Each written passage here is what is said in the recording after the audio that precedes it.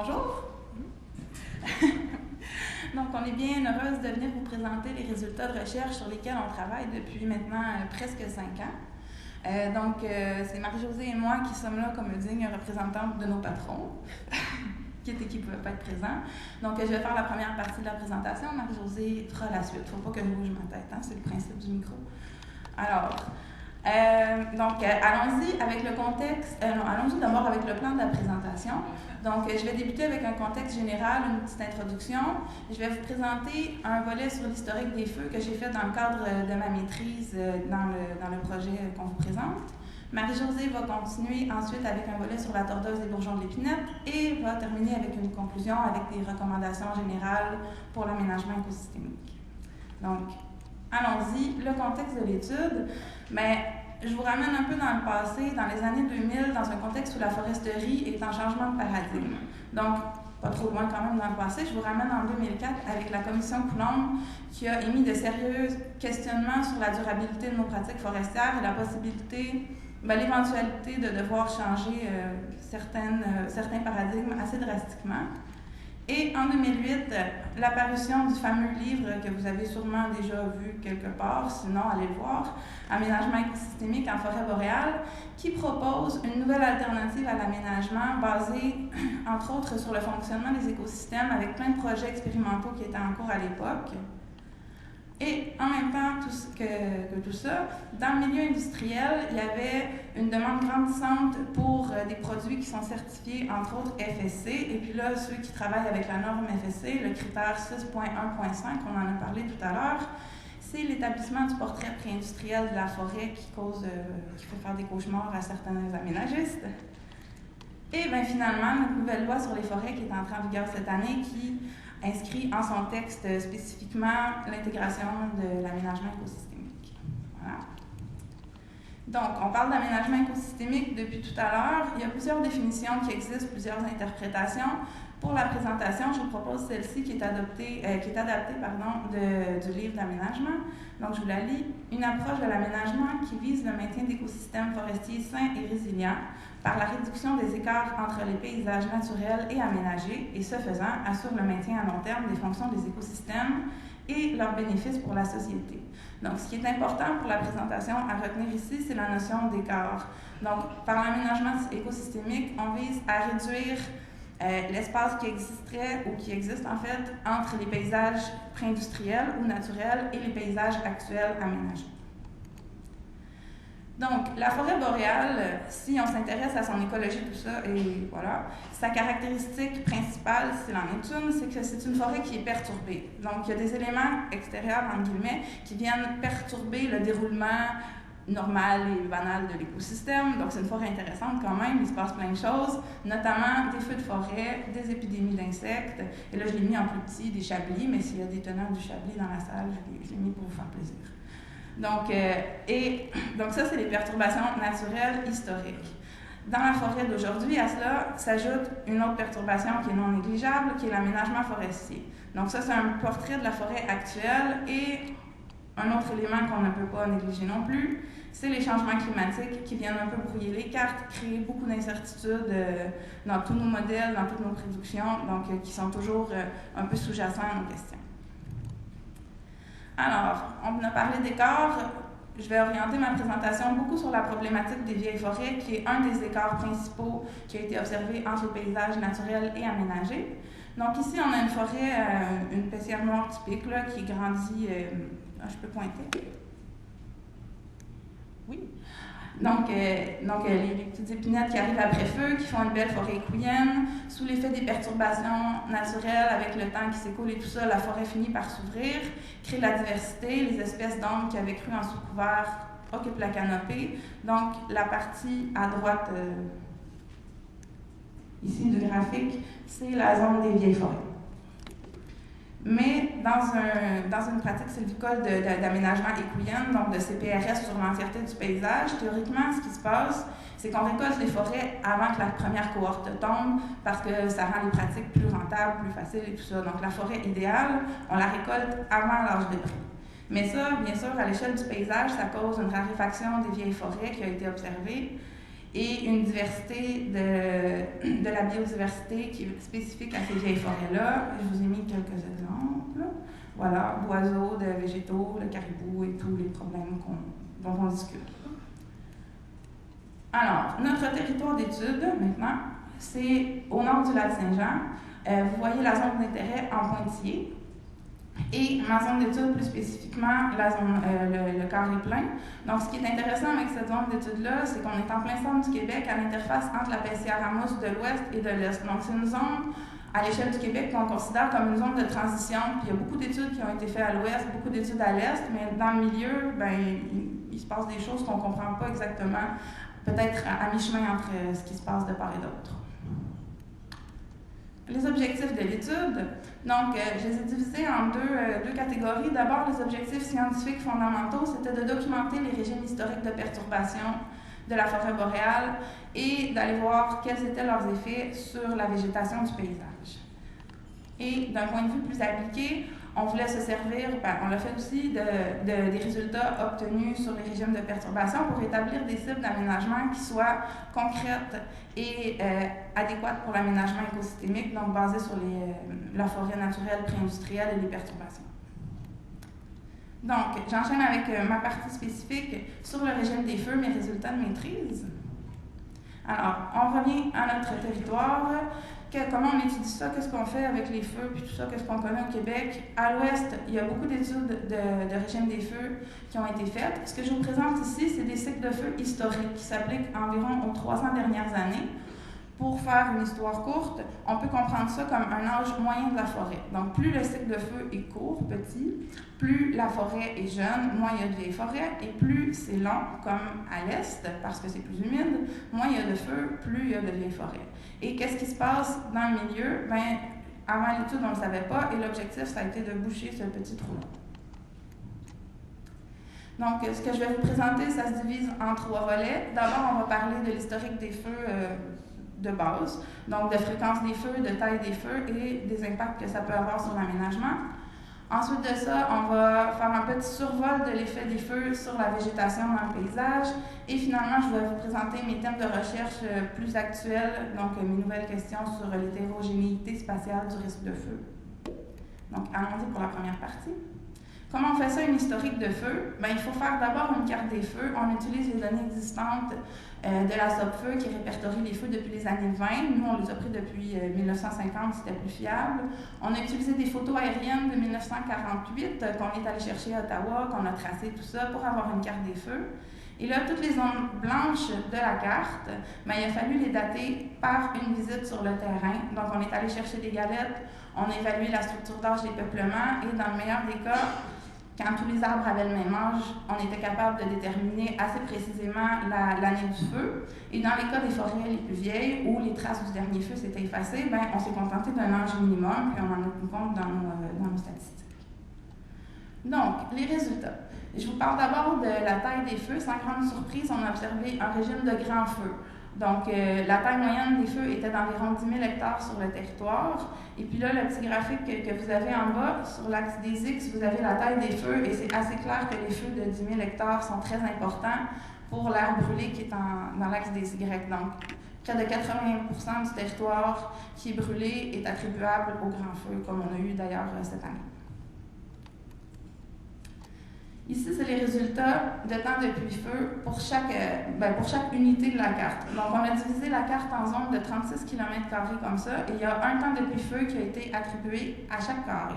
Donc, ce qui est en rouge, c'est les jeunes forêts, les feux principalement des années 2000, et plus on s'en va vers le vert foncé, le brun, c'est les plus vieilles forêts qui peuvent atteindre parfois 300 ans et plus. Quand c'est assuré, c'est que c'est des âges minimums qu'on n'a pas été capable de dater souvent parce que les forêts étaient trop vieilles. Donc, le brun assuré, on est dans le plus de 350 ans.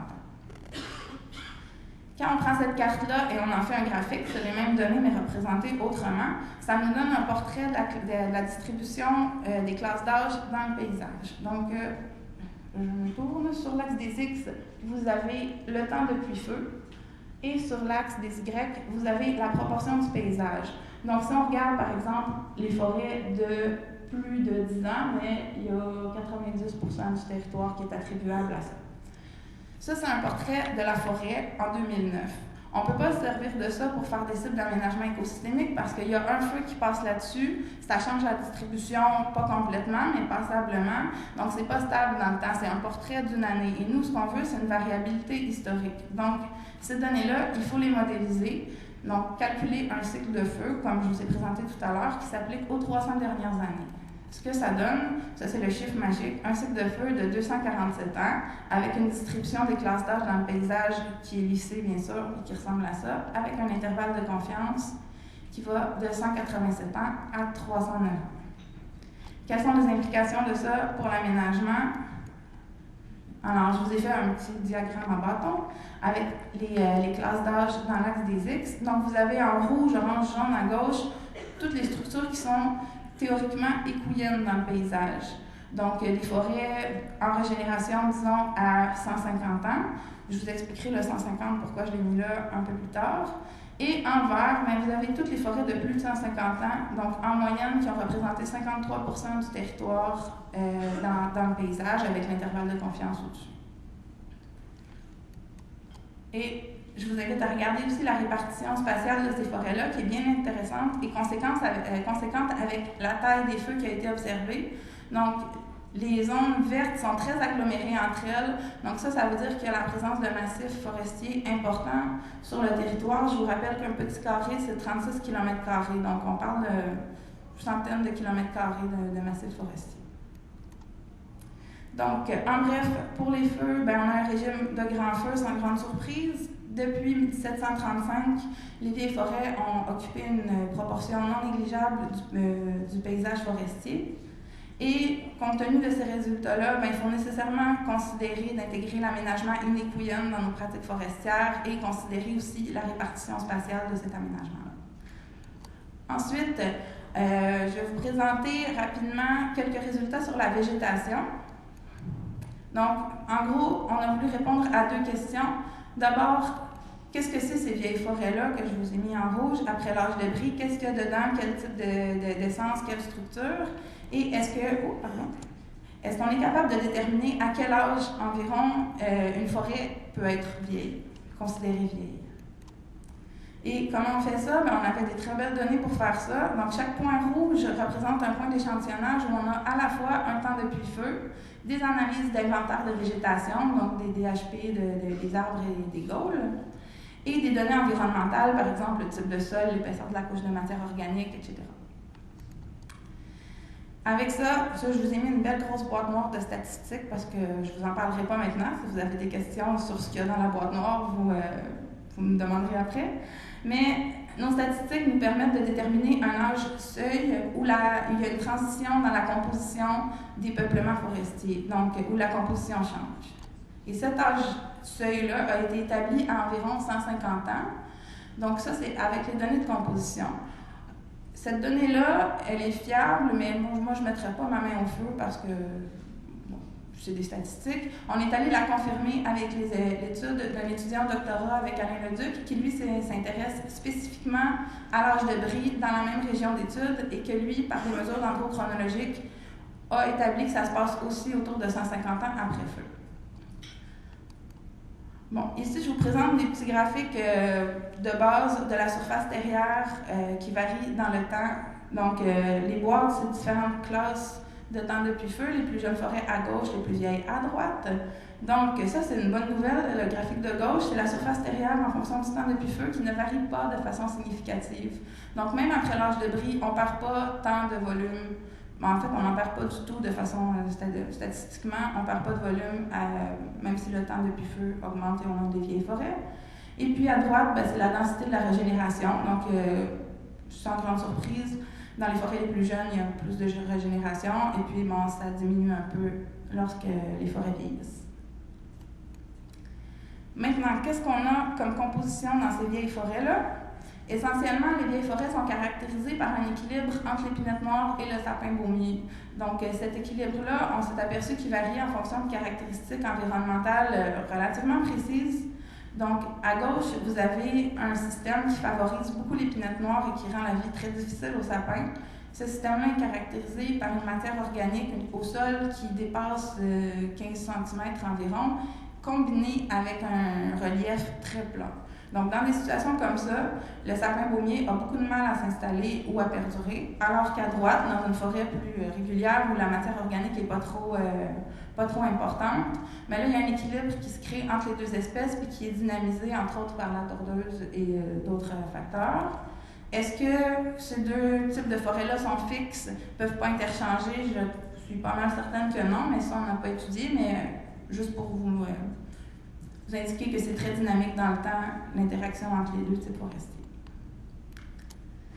Donc, en bref, au niveau de la composition, il y a une structure iniquienne qui s'acquiert dans les forêts autour de 150 ans, et passé 150 ans, la composition des forêts est caractérisée par un équilibre qui va soit davantage vers l'épinette noire, soit vers le sapin baumier. Et finalement, je vous présente rapidement les nouveaux questionnements par rapport à ce qu'on a observé et les recherches à venir. Donc, la question principale, c'est est-ce que le paysage observé est uniforme? Donc, est-ce qu'on peut considérer soit ma région d'étude ou une unité d'aménagement ou quelque chose comme ça comme un bloc homogène? Mais il y a plusieurs personnes qui se posent la question en ce moment et qui sont en train de dire peut-être pas. Entre autres, ici, Nicolas Mansuy, qui a fait son doctorat au CFL avec Sylvie Gauthier, qui a remarqué une variation du risque de feu en fonction du dépôt de surface. Serge Payette, aussi, qui travaille à Québec, croit fermement que le risque de feu n'est pas constant dans le territoire. Il a étudié la même région avec son étudiant Mathieu Fréjot. Donc, j'ai décidé de m'intéresser à la question moi aussi. Essentiellement, nos nouvelles questions de recherche, c'est comme je vous disais, est-ce que le risque de feu varie à l'intérieur du territoire, en fonction de quels facteurs, et surtout ma question préférée, si vous avez des questions, j'aime ça en parler, à quelle échelle spatiale est-ce que cette variation-là se fait? Et sur ce, je cède la parole à Marie-Josée. Merci Annie-Claude. Donc, on va y aller pour le régime épidémique de la tordeuse des bourgeons d'épinette. Donc, pour ce volet, les objectifs du projet étaient de caractériser le régime des épidémies de la tordeuse des bourgeons dans la région du Saguenay-Lac-Saint-Jean, d'évaluer l'influence de cette perturbation sur la composition et la structure des forêts primitives, d'évaluer les interactions qui existent entre les feux et les épidémies de tordeuse des bourgeons d'épinette, et finalement de déterminer les écarts entre les effets des perturbations naturelles et l'aménagement forestier et les implications de ces connaissances pour l'aménagement forestier écosystémique. Donc, pour ce faire, on a fait un échantillonnage. On a sélectionné 8 peuplements dominés par l'épinette noire qui étaient situés dans le secteur centre de la région. On s'est contenté de ce secteur parce qu'on avait quand même des données assez importantes provenant du nord et du sud de la région, donc qui provenaient de différents projets qui traitaient également du régime des épidémies de la tordeuse des bourgeons d'épinette. On s'est également concentré sur les baissières parce que pour le régime des épidémies, dans la Sapinière, c'est déjà bien documenté, bien connu. Donc, on s'est plus concentré pour les baissières. Donc, à l'intérieur de chacun de ces peuplements-là, on a délimité un 400 mètres carrés qu'on a caractérisé et on a récolté la rondelle de base de toutes les arbres dans cette parcelle. Donc, en laboratoire, ces échantillons ont été traités selon les méthodes traditionnelles de dendrochronologie, donc mesurés, interdatés, ce qui nous permet d'éviter toute erreur de mesure ou de préparation. Par la suite, les données de mesure ont été standardisées. En fait, cette étape-là va nous permettre de comparer des arbres d'âge et de provenance différents. Par la suite, on est allé calculer le pourcentage d'arbres présentant des réductions de croissance. Et finalement, on est allé voir les reprises de croissance. Là, c'est un bon indicateur du taux de mortalité dans la canopée. Donc, ici, j'ai un petit résumé de toutes ces analyses. On a divisé les résultats en 3 grands secteurs. Donc, la partie sud, centre et nord de la région. Donc, en noir ici, on a l'indice de croissance, donc les mesures de croissance présentées sous forme d'indice, donc les mesures standardisées. Après ça, en vert ici, on a le pourcentage d'arbres présentant une réduction de croissance avec l'échelle ici. En bas ici, on a les reprises de croissance, la fréquence en pourcentage de reprises de croissance. La petite ligne grise ici, c'est le nombre d'échantillons avec l'échelle ici. Et finalement, les bandes gris beige, c'est les périodes épidémiques connues. Donc, pour faciliter un peu la compréhension, on a divisé le régime épidémique selon 2 grandes périodes, donc le 20e et le 19e siècle. Donc, on va commencer avec le 19e siècle. Dans la partie sud de la région, qu'est-ce qui est important de remarquer ici, c'est que les 3 épidémies connues, 1914, 52 et 78, sont facilement identifiables, les réductions de croissance sont prononcées. Il y a un bon pourcentage d'arbres présentant des réductions de croissance, donc ça peut atteindre jusqu'à 50% des arbres. Et il y a des grands pics de reprise de croissance, particulièrement après l'épidémie de 1914. Au nord, c'est beaucoup moins évident qu'au sud. On a quand même des réductions de croissance ici autour de 1920. C'est un petit peu décalé par rapport au sud, mais quand même. La réduction de croissance n'est pas aussi prononcée que dans le sud, mais par contre, on peut voir qu'elle a quand même causé, il y a quand même eu de la mortalité dans la canopée à cause des reprises de croissance. Maintenant, pour la partie centrale, encore une fois, c'est un petit peu un mi-chemin entre les deux. Donc, on voit quand même bien l'épidémie de 78 et 1914. 78, la réduction est beaucoup plus prononcée que 14, mais quand même, les deux réductions sont suivies de pics de reprise de croissance. Maintenant, pour le 19e siècle, au sud, ce qui est important de remarquer, c'est que les épidémies sont difficiles à identifier. On ne voit pas de reprise de croissance aussi prononcée que pendant le 20e siècle. Au nord, on voit une certaine réduction qui aurait causé de la mortalité ici dans le milieu du siècle. Et au centre, encore une fois, il y a une petite période d'activité avec un peu de reprise de croissance, mais encore là, les réductions ne sont pas comparables à celles du 20e siècle. Donc, qu'est-ce qu'il faut retenir de ce bref survol des résultats? Bien, qu'est-ce qui est important, c'est que la tordeuse est bien présente dans l'ensemble de la région du Saguenay-Lac-Saint-Jean, que son impact diminue en allant vers le nord. Les taux de mortalité, quoique présents, sont peu élevés et les épidémies du 20e siècle ont été beaucoup plus sévères que les précédents. Donc, quand on regarde ça rapidement, surtout qu'on porte plus attention au taux de mortalité, mais on peut se poser la question, en fin de compte, la tordeuse a-t-elle peu d'impact dans la PSIL? Bon, en fait, ça sera un petit peu logique. Ici, en bleu, c'est l'aire de répartition de la tordeuse. Puis ici, c'est le secteur à l'étude. Donc, ça se situe vraiment dans la zone plus nordique de l'aire de répartition, puis plus dans une zone marginale. De plus, on est dans les peuplements dominés par l'épinette noire, donc qui n'est pas une espèce, n'est pas l'autre privilégié de la tordeuse. Donc, si on regarde un peu les impacts que la tordeuse va avoir, par exemple, dans une sapinière, donc dominée par l'espèce hôte, bon, on va voir que la tordeuse va être une perturbation majeure. Et dans le cas d'une épidémie sévère qui va survenir dans un peuplement mature, bien, les taux de mortalité peuvent atteindre les 100% de mortalité. Donc, on est dans une toute autre ordre de grandeur. Par contre, en fait, c'est dans ce faible taux de mortalité-là de la tordeuse dans l'épaisseur que réside toute l'importance de la tordeuse. Donc, c'est là qu'elle va jouer vraiment un rôle de générateur de structures complexes. Ce qu'on veut dire par là, c'est que le passage successif des tordeuses, donc qui va causer de la mortalité dans la canopée, qui va varier en fait selon l'état physiologique des arbres, la sévérité des épidémies et la proportion de sapins dans le peuplement et dans le territoire. Donc, c'est ce passage successif, les épidémies, qui vont causer de la mortalité, donc créer des trouées. Et puis ça va générer des vieilles forêts avec des structures d'âge inéquilienne, structures multi-étagées. Il va y avoir une présence de nombreux chicots, de troncs-sols, forte régénération à différentes hauteurs. Donc, c'est vraiment les épidémies qui vont générer ces structures complexes-là. Donc, si on vient au schéma qu'Annie-Claude nous a présenté précédemment, nous, on amènerait des modifications. Puis, ces modifications-là vont varier selon deux scénarios. Soit le premier scénario qu'on va prendre où les épidémies sont sévères, donc comme le régime épidémique du 20e siècle. Et le deuxième scénario, c'est plus un exemple où les tordeuses sont moins présentes, où les épidémies sont moins sévères. Donc, ici, schéma, avec les épidémies sévères, avec le temps, les forêts vont évoluer vers un type de forêt, vieille forêt. Donc, les vieilles forêts, en fait, qu'on voit aujourd'hui, sont vraiment le résultat du régime épidémique du 20e siècle. Dans le deuxième cas, dans le cas où les épidémies sont légères ou modérées, bien, on ne croit pas que ça évoluerait nécessairement vers ce type de vieille forêt, donc avec une structure aussi complexe. Il évoluerait dans le temps, il changerait, mais on ne croit pas que ça serait pareil, la même structure. Donc, en conclusion, les points importants à retenir, c'est que dans la pincière noire en mousse, L'intensité des épidémies de tordeuses va varier beaucoup dans le temps. Comme on a pu voir entre le 20e et 19e siècle, l'intensité est variable. Deuxième point important, c'est qu'au final, le cycle de feu, ce qui va vraiment permettre de nous donner, c'est la proportion de forêts âgées dans le paysage.